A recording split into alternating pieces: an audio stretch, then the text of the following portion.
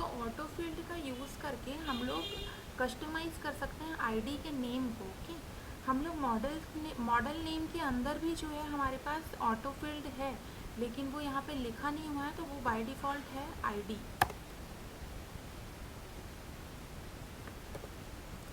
ठीक है, सो उसका नाम है आईडी। अगर हम टेबल में ओपन करके देखेंगे और आईडी को शो करेंगे अपने एडमिन पैनल पे कस्टम एडमिन बना के, तो जो है हम लोग इस आईडी को देख पाएंगे।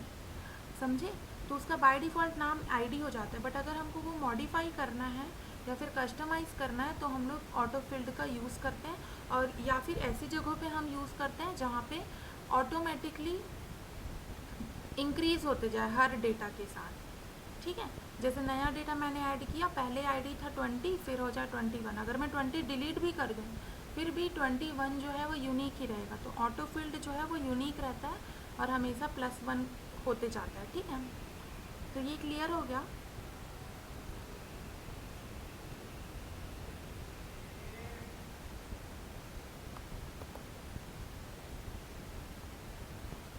इतना क्लियर हुआ क्या?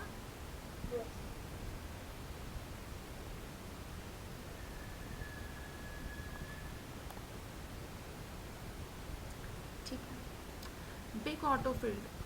तो बिग ऑटो फील्ड बेसिकली इस टाइप के डेटा को रखने के लिए किया जाता है। 1 से स्टार्ट होता है, तो अगर हमको जो है 1 टू क्या बोलते हैं, इनफाइनाइट। ठीक है, सो वो ओनली इंटीजर के लिए होता है और ज़ीरो इंक्लूडेड नहीं रहता है अगर हमको ऐसा कुछ डेटा स्टोर करना है। एग्जाम्पल भी मैंने लिख रखा है जिससे आप लोगों को और भी अच्छे से समझ में आएगा। सो इसमें सिर्फ पॉजिटिव डेटा, पॉजिटिव नंबर्स ही हम लोग स्टोर करते हैं बिग ऑटो फील्ड में। ओके, और वैसे ही हो गया जो है, इसको अच्छे से पढ़ोगे ना, ये मैं आज पुश कर दूँगी, ये आप अच्छे से पढ़ लोगे ना तो आपको समझ में आ जाएगा कि इसका क्या मतलब है, क्योंकि यहाँ पे मैंने एग्जाम्पल भी डाल रखा है। सो अच्छे से आपको देख के समझ में आएगा बिग।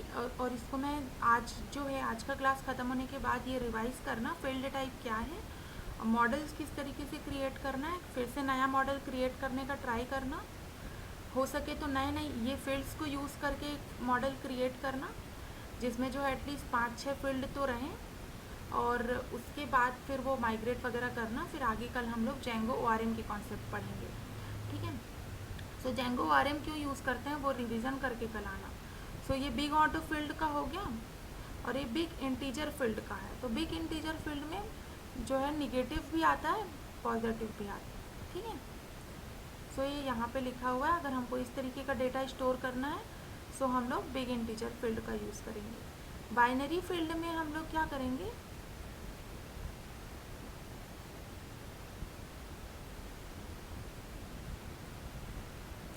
बाइनरी डेटा हम लोग स्टोर कर सकते हैं। ज़्यादातर ये जो फील्ड टाइप्स हैं वो हमारे पास ऑप्शंस हैं, बट जिस तरीके का ज़रूरत आता है उस तरीके का ही हम लोग यूज़ करते हैं। तो मोस्ट यूज्ड जो फील्ड्स होंगे ना वो मैं आप लोगों को मेंशन करते जाऊँगी, उन फील्ड पे आप ज़्यादा अच्छे से ध्यान देना, और इस चीज़ों को क्या बोलते हैं, मॉडल्स के आगे हमको क्या लिखना है वो वर्ड को आप लोग अच्छे से याद कर लेना, तो जिससे कि आप वो प्रॉपर्टी को अच्छे से याद कर पाओगे, यूज़ कर पाओगे। ठीक है, तो बाइनरी फील्ड ज़्यादातर यूज़ नहीं होता है, बट हम लोग इसको बाइनरी डेटा स्टोर करने के लिए यूज़ करते हैं। बुलियन फील्ड जो है जिसमें होता है ट्रू एंड फॉल्स। ठीक है, ये बेसिकली चेक बॉक्स लगाने के लिए हम लोग ज़्यादातर जगहों में यूज़ करते हैं कि भाई इसका अकाउंट एक्टिव है कि नहीं। तो इज़ एक्टिव में हम लोग इज़ एक्टिव करके एक फील्ड नेम बना देंगे एंड उसमें जो है बुलियन फील्ड रख देंगे उसको। ठीक है, सो इसलिए हम लोग बुलियन फील्ड का यूज़ करते हैं। इतना समझ में आया आप लोगों को?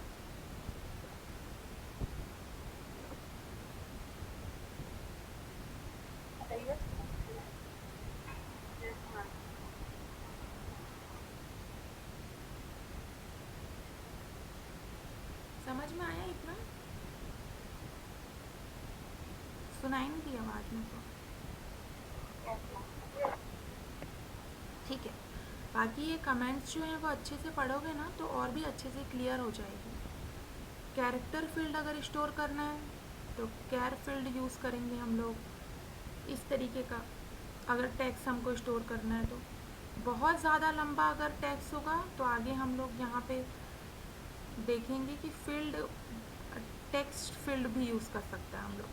अगर बहुत लार्ज टेक्स्ट कॉन्टेक्स्ट है ना तो हम लोग टेक्स्ट फील्ड यूज़ करेंगे, ठीक है।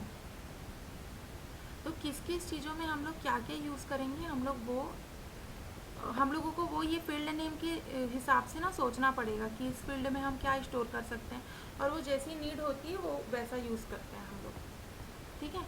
डेट फील्ड में हम लोग डेट स्टोर करेंगे, डेट, और अगर हमको डेट फील्ड के साथ टाइम भी चाहिए तो हम लोग ये वाला फील्ड टाइप यूज़ करेंगे, डेट टाइम फील्ड, ठीक है, जिसमें का आउटपुट जो है वो इस तरीके का आएगा।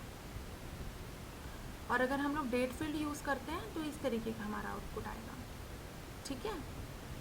डेसिमल, अगर हम डेसिमल फील्ड है हमारा, कुछ हमको डेसिमल डेटा स्टोर करना है इस तरीके से, सो हम लोग क्या यूज़ करेंगे, डेसिमल फील्ड, और जो यूज़ करेंगे वो डेटा वही अलाउ करेगा, ठीक है। डेसिमल प्लेसेस में यहाँ पे 2 दिखा रहा है तो 2 आपको डालना ही पड़ेगा। मैक्स डिजिट आप डाल सकते हो, तो मैंने यहाँ पे 10 डाला हुआ है तो 10 तक ही स्टोर कर पाएंगे, अदरवाइज जो है एरर आ जाएगा, ठीक है। ड्यूरेशन फील्ड, सो इस तरीके का डेटा आएगा उसमें। ये आप करके देखना अपने में भी कि किसमें कैसा ऑप्शन आ रहा है सेलेक्ट करने का, खुद से प्रैक्टिस करोगे ना तो और अच्छे से क्लियर होगा। बाकी तो नाम के साथ समझ में आ रहा है और यहाँ पे एग्जाम्पल भी दिया हुआ है। सो अगर इस तरीके की डेटा को स्टोर करने की नीड है तो हम लोग ये करेंगे, ड्यूरेशन फील्ड यूज़ करेंगे, ठीक है। अगर हमको किसी का ईमेल स्टोर करना है तो हम लोग ईमेल फील्ड यूज़ करेंगे, और ईमेल में जो है @ होना चाहिए, .com होना चाहिए, ये सब चीज़ों का काम कौन करेगा, जैंगो करेगा, ठीक है। इतना क्लियर है?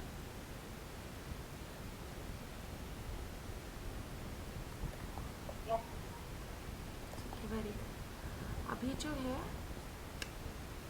फाइल फील्ड, अगर हमको कोई फाइल अपलोड कराना है, अपने डेटाबेस में स्टोर करना है फाइल, तो हम लोग इस तरीके से उसका पाथ सेट करेंगे, सेम इसी तरीके से लिखा होगा, ठीक है। अपलोड्स के आगे आप लोगों को कुछ और सेव लिखना है कि स्टूडेंट का डेटा है तो स्टूडेंट डॉक करके लिख दो, तो वो आप लिख सकते हो, बट लास्ट में स्लैश होना बहुत ज़रूरी है, बैक स्लैश होना, ओके। लाइक अगर मैं चाहती हूँ अपलोड्स के अंदर एक नया फोल्डर बन जाए, स्टूडेंट डॉक करके, तो मैं इस तरीके से लिख दूँगी और स्लैश लगा दूँगी। सो मेरा जो ये वाला फाइल फील्ड का डेटा स्टोर होगा ना वो यहाँ पे होगा, ठीक है, अपलोड होने के बाद।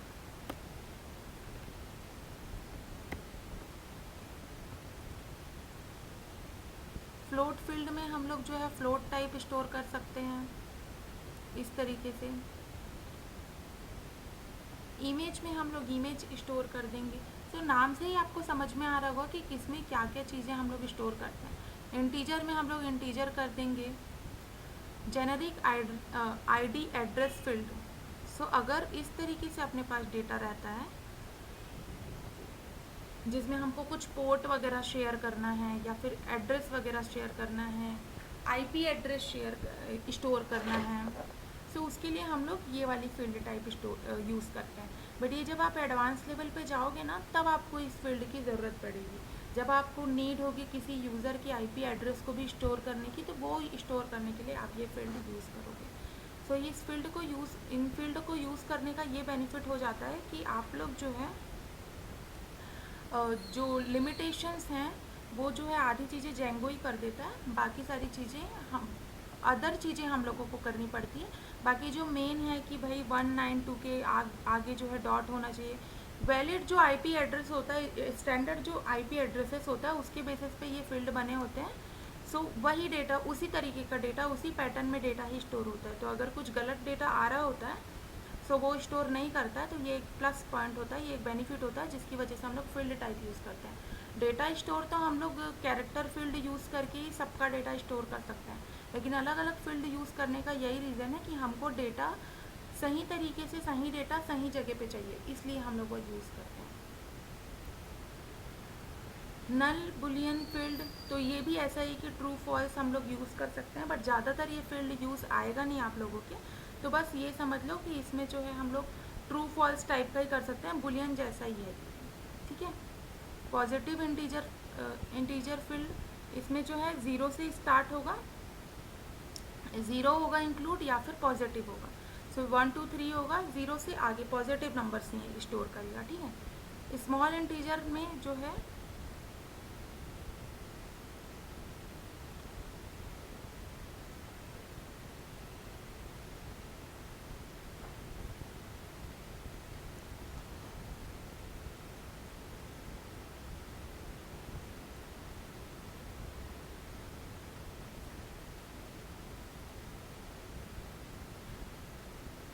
अगर डेटाबेस रिलेटेड डिपेंडेंट हमको कोई पॉइंट्स स्टोर करने हैं तो वो कुछ चीज़ें ऐसी होती है जो उसके अंदर भी डिपेंड करती है। ज़्यादातर ये फील्ड हम यूज़ करते नहीं हैं, तो आप ये फील्ड इग्नोर कर देना।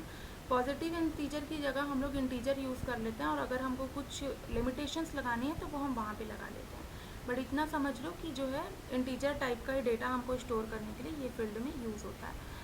स्लग फील्ड करके जो है, इसमें जो है हम लोग ब्लॉग वगैरह क्रिएट करते हैं। सो एक स्लग ऑटोमेटिकली क्रिएट होता है, हम ऑटोमेटिकली वो उसका फंक्शन भी लिख सकते हैं, वो उस तरीके से भी हम क्रिएट कर सकते हैं। चाहे तो कोई किसी और का भी स्टोर कर सकते हैं, तो जिसके अंदर ये अंडरस्कोर हाइफन हाइफन करके हर वर्ड के आगे हाइफन लिखा होता है, तो ऐसे डेटा को स्टोर करने के लिए स्लग फील्ड का यूज़ करते हैं। ओके,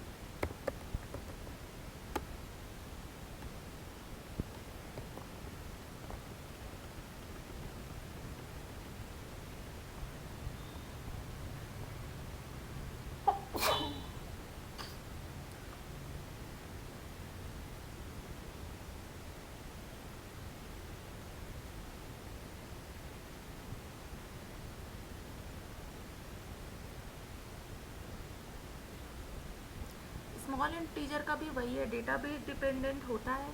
इसके अंदर भी कुछ सर्टन वैल्यूज़ होते हैं जिसको वो जिसकी जिसकी वजह से मतलब वो जिस तरीके से वो स्टोर होता है। तो अब जब ये हम अप्लाई करेंगे तो ही समझ में आएगा इसके नीचे वो क्या ऑप्शंस दे रहा है और क्या एरर दे रहा है करके, ठीक है।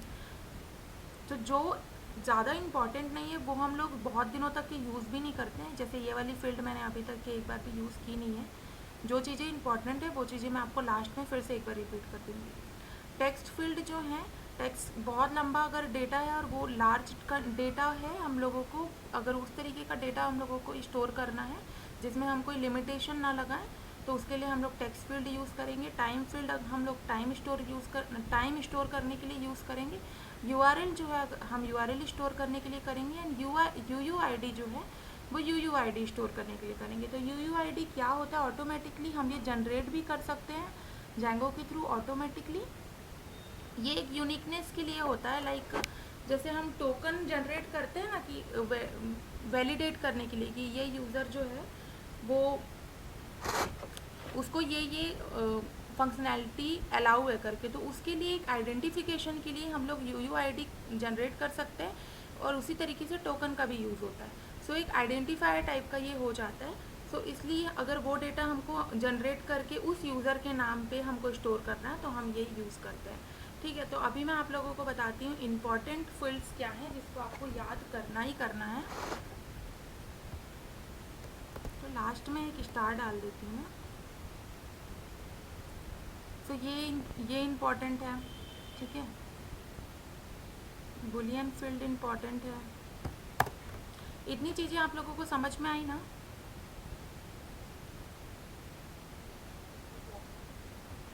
कैरेक्टर फील्ड इम्पॉर्टेंट है। डेट स्टोर करने के लिए हम लोग ये रियल वर्ल्ड में जो जो काम आता है ना, मैं वो वाले आप लोगों को बता रही हूँ।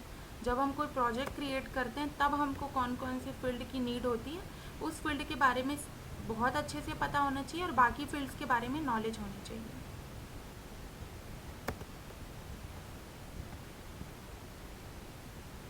ड्यूरेशन का भी उतना यूज़ नहीं होता है। ईमेल फील्ड है, फाइल फील्ड है,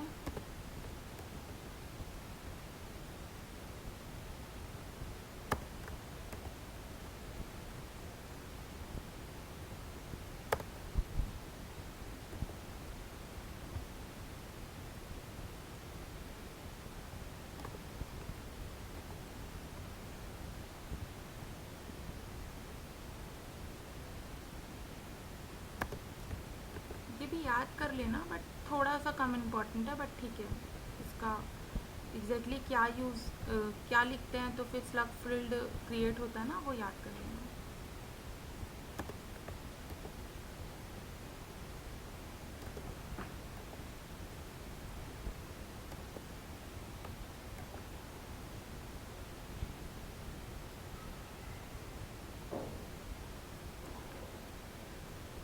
ये हुआ।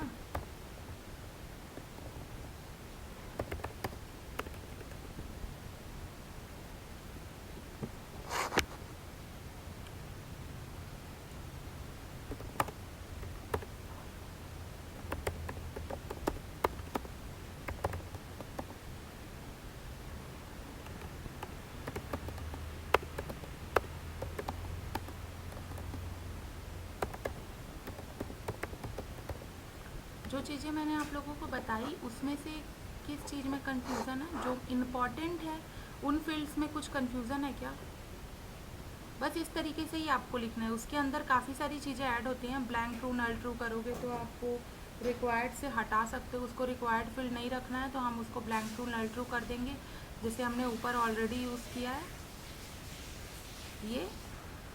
और अगर हमको वो हेल्प टेक्स्ट डाल सकते हैं, अगर उसके नीचे कुछ हेल्प डालना है तो बस वही है कि अगर हमको रिक्वायर्ड रखना है तो हम ये कोड नहीं लिखेंगे, हम डायरेक्टली इस तरीके से रिक्वायर्ड, उसके आगे कुछ नहीं लिखेंगे, ब्लैंक ट्रू नल ट्रू नहीं लिखेंगे तो वो रिक्वायर्ड फील्ड हो जाएगा। ठीक है, तो अभी तक का समझ में आया ना? Yes ma'am. ठीक है।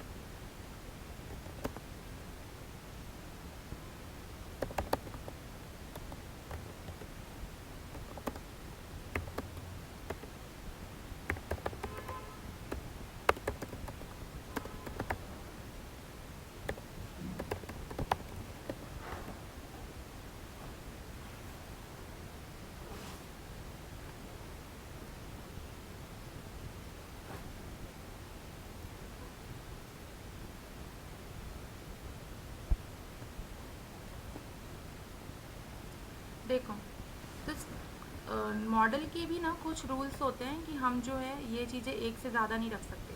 तो ऑटो फील्ड हम लोग जो है एक से ज़्यादा यूज़ नहीं कर सकते, तो इसलिए ये एरर आ रहा है। अगर हम ये हटा देंगे तो ये ऑटो फील्ड वाला एरर हट जाएगा। ठीक है, या तो हम ये यूज़ कर सकते हैं या तो हम ये यूज़ कर सकते हैं, बिग ऑटो फील्ड यूज़ कर सकते हैं या तो फिर हम ऑटो फील्ड यूज़ कर सकते हैं। ओके,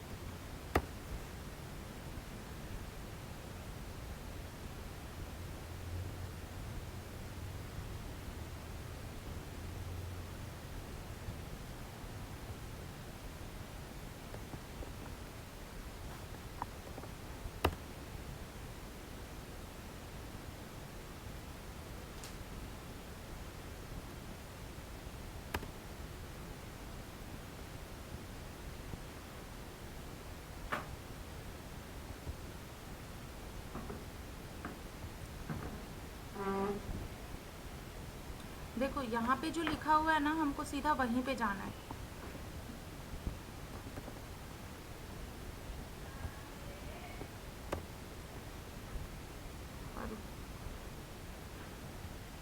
और जेंगो हमको कुछ चीज़ें खुद ही बताता है। देखो वो बोल रहा है ना, नल बुलियन फील्ड की जगह जो है ये यूज़ कर लो। तो इस तरीके से हम लोग समझ के आगे बढ़ सकते हैं। तो ये जो ब्लैक लाइंस, ये जो रेड लाइंस लिखी होती है वो हम एक बार पढ़ेंगे और उसके बाद फिर जो है उसके हिसाब से काम करेंगे। ठीक है, तो एरर हम लोगों का जल्दी सॉल्व हो जाएगा। डेवलपमेंट में एरर आता ही है, बट ये है कि हम उसको किस तरीके से सॉल्व करते हैं और कितनी जल्दी सॉल्व करते हैं। तो हमें जितनी प्रैक्टिस होगी हम उतनी जल्दी जो है सॉल्व कर पाएंगे, है ना। तो मेरा ये वाला मॉडल तो क्रिएट हो गया, आप लोगों को भी सेम मॉडल क्रिएट करना है। मैम, यस, अभी हमने कल एक मॉडल क्रिएट किया था, उसके बाद मेक माइग्रेशन किया था। आज फिर से उसी फाइल में मॉडल क्रिएट किया, फिर से मेक माइग्रेशन करना हो। हाँ, मेक माइग्रेशन क्रिएट करना होगा। मेक माइग्रेशन का मैं आपको दिखाती हूँ आगे कि क्या हुआ होगा। ठीक है, मुझे लगा कि सिर्फ माइग्रेट माइग्रेट करना है बस। नहीं नहीं नहीं, ऐसा नहीं है। हम लोगों को मेक माइग्रेशन का क्या मतलब है, हम लोग जो जेंगो है उसको हम लोग बता रहे हैं कि भाई हमने जो नया कोड लिखा है ना वो चीज़ इम्प्लीमेंट कर दो। तो वो जो इम्प्लीमेंट करने वाला प्रोसेस है कर दो वाला, वो चीज़ माइग्रेट करता है, लेकिन इम्प्लीमेंट करना किसको है, वो उसको लिख के देना पड़ेगा ना हमको कि भाई ये चीज़ें मैंने चेंज की है, ये चीज़ें आप जो है आप चेंज कर दो या फिर अप्लाई कर दो। तो उस चीज़ को अप्लाई करने के लिए हम लोग माइग्रेट यूज़ करते हैं, और वो कोड को लिखने के लिए कि भाई ये चेंजेस है, वो चीज़ को करने के लिए हम लोग माइग्रेशन फाइल क्रिएट करते हैं। तो मैंने बोला था ना 001 क्रिएट हुआ, कल पहला दिन था, तो आज जो है दूसरा मैंने चेंजेस किया, तो आज 0002 क्रिएट हुआ, है ना। चाहो तो आप इसे, अगर आप एडवांस लेवल में जाओगे और बहुत ज़्यादा एक्सपर्ट हो गए हो जैंगो में, तो ये फाइल आप खुद से भी लिख सकते हो। बट मेक माइग्रेशन करने से जो है हमारे पास एक नया फाइल क्रिएट होता है, माइग्रेशन के अंदर एक नया फाइल क्रिएट होगा। और अगर नहीं हो रहा है मतलब कुछ गड़बड़ है, ठीक है। तो देखो मैंने जो चेंजेस किए हैं ना ऐड फील्ड टाइप में, जो मैंने फील्ड लिखा है ना वो सब यहाँ पे आ गया, और जो चीज़ें मैंने वहाँ पे कमेंट की है, जो चीज़ मैं नहीं इम्प्लीमेंट करना चाहती, वो चीज़ यहाँ पे माइग्रेशन फाइल में नहीं आई है। तो क्लियर है आपको? yes.